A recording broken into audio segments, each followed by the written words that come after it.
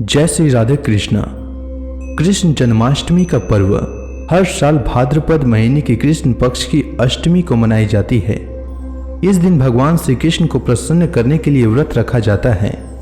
जो भी भक्तगण जन्माष्टमी का व्रत रखते हैं और जन्माष्टमी व्रत कथा का श्रवण करते हैं, उन्हें वर्ष भर में पड़ने वाली समस्त व्रतों का पुण्य फल प्राप्त हो जाता है।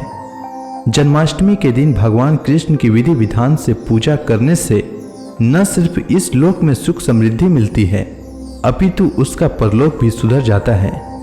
जन्माष्टमी के दिन व्रत रखने से मनुष्य के सभी पाप नष्ट हो जाते हैं और कष्ट दूर हो जाते हैं। श्रीमद् भागवत गीता में भगवान ने स्वयं अपने मुख से कहा है कि जो भी उनके शरण में आ जाए वे उसके हर पाप को हर लेते हैं। इसमें कुछ भी संशय नहीं है। आज के इस वीडियो में मैं आपको जन्माष्टमी के दिन किस तरह से पूजा करें जिससे सालों भर भगवान का प्रेम और आशीर्वाद हमें मिलता रहे, उसके विषय में बताऊंगा।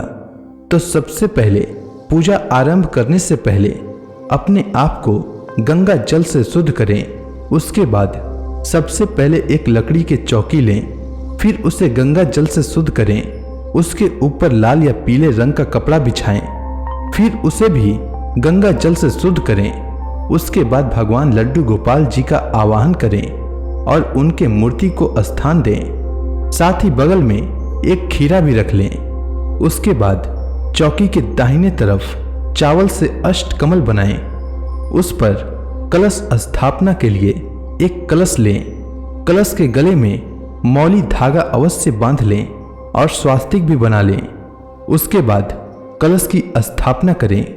कलश के स्थापना करने के बाद कलश में जल भरकर कलश पे आम का पल्लव इस तरह से सजा कर रखें। उसके बाद एक कटोरी में चावल भरकर कलश के ऊपर इस प्रकार रखें। उसके बाद चावल वाली एक और कटोरी में एक सुपारी मौली धागा लपेटकर गणेश भगवान के रूप में और गाय के गोबर या मिट्टी से गौरी माता के रूप में बनाकर स्थान दें। ध्यान दें कि किसी भी पूजा में भगवान गणेश का सर्वप्रथम पूजा किया जाता है। फिर एक चुन्नी लेकर अपने लड्डू गोपाल जी को ढक दें। इस चुनरी को मध्य रात्रि यानी 12 बजे या निशिता काल के समय जब भगवान का जन्म होगा तब वापस हटा देना है। सारा तैयारी हो जाने के पश्चात रात के 11:45 से पूजा का आरंभ कर देना चाहिए, ताकि 12 बजे से भगवान के जन्म से पहले हम गौरी गणेश की पूजन कर लें, ताकि 12 बजे से भगवान कृष्ण जन्म का विधि कर सकें। अब गौरी गणेश का पूजन प्रारंभ करने के लिए सबसे पहले चावल वाली कटोरी पे एक दीपक जलाकर रख लें। फिर हाथ में एक पुष्प लेकर गौरी गणेश जी का आवाहन करें। आवाहन इस प्रकार करें: हे माता गौरी और भगवान गणेश, आज जन्माष्टमी व्रत के लिए मैं आपका आवाहन करते हुए यह आशीर्वाद भी मांगता हूँ या मांगती हूँ कि आज मैं जन्माष्टमी व्रत कर रहा हूँ या कर रही हूँ, इसे निर्विघ्न संपन्न कराने के लिए कृपा प्रदान करें। इसके बाद माता गौरी और भगवान गणेश को 5 बार आम के पल्लव या कुश से जल अर्पित करें। उसके बाद वस्त्र या मौली धागा अर्पित करें। फिर भगवान गणेश को जनेऊ अर्पित करें। उसके बाद हल्दी चंदन रोली कुमकुम अर्पित करें।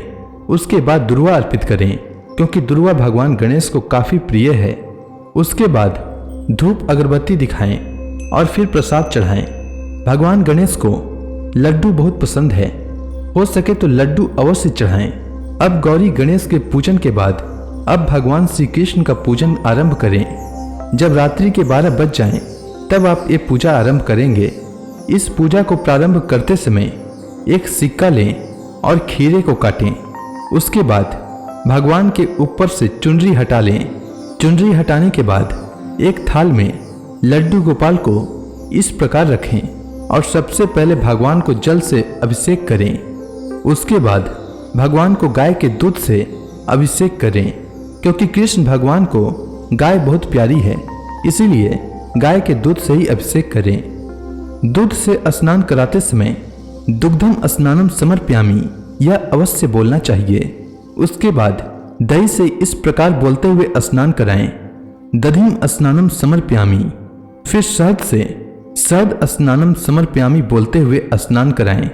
फिर गुड़ वाले पानी से शर्करा स्नानम समर्पयामि बोलते हुए स्नान कराएं। फिर पंचामृत से पंचामृत स्नानम समर्पयामि बोलते हुए भगवान को स्नान कराएं। सभी तरह का अभिषेक करने के बाद फिर जल से भगवान को स्नान कराएं। उसके पश्चात शुद्ध कपड़े से पोंछकर उन्हें साफ वस्त्र पहनाएं। फिर उन्हें आसन पर विराजमान कराएं। उसके पश्चात हल्दी कुमकुम लगाएं। उसके बाद तुलसी दल अर्पित करें। क्योंकि भगवान श्री कृष्ण को तुलसी बहुत प्रिय है, इसलिए उन्हें तुलसी दल अवश्य अर्पित करें। उसके बाद पुष्प अर्पित करें। पुष्प अर्पित करने के बाद उन्हें धूप दिखाएं। इसके लिए आप धूप बत्ती का इस्तेमाल करें। फिर भगवान को भोग लगाएं। भगवान का अभी अभी जन्म हुआ है, इसलिए सबसे पहले शहद अर्पित करें। क्योंकि नवजात शिशु को सबसे पहले शहद चटाया जाता है। उसके बाद उन्हें दूध अर्पित करें। क्योंकि नवजात शिशु को सबसे पहले माँ का दूध दिया जाता है, तो गाय का दूध अर्पित करें। उसके बाद जो प्रसाद रखे हैं उसे भगवान को अर्पित करें। भोग लगाने के बाद आम के पल्लव या कुश से जल का पंडार दें। उसके बाद हवन करें। हवन करने के बाद दीप जला लें और उसे एक थाल में इस प्रकार रखें और भगवान की आरती करें।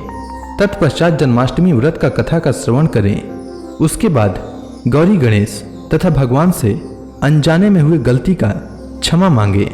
क्षमा मांगते हुए कहें कि हे गौरी माता, भगवान गणेश तथा भगवान श्री कृष्ण जी, यदि अनजाने में मुझसे कोई गलती हुई हो तो उसके लिए मुझे क्षमा करें और मुझे तथा मेरे परिवार को हमेशा सुख समृद्धि का आशीर्वाद प्रदान करें। उसके बाद माता गौरी तथा भगवान गणेश को यह कहते हुए विदा करें कि हे माता गौरी तथा गणेश भगवान, आप जहाँ से आए हैं आप अपने धाम को पधारें तथा हमारे परिवार पर सदा अपनी कृपा दृष्टि बनाए रखें। उसके बाद दीपक बुझ जाने के बाद पूजा के सारे सामान को एक पात्र में रख लें और दूसरे सुबह ब्राह्मण को दान करें तथा जो चीज अनुपयोगी हो उसे नदी में विसर्जित कर दें और लड्डू गोपाल जी को अपने घर के मंदिर में रोज उनकी सेवा करें और उनका पूजन करें। तो इस प्रकार जन्माष्टमी के दिन भगवान श्री कृष्ण का पूजन करने से सालों भर सुख समृद्धि प्राप्त होते रहती है और कभी भी किसी प्रकार की कोई कष्ट नहीं आती है।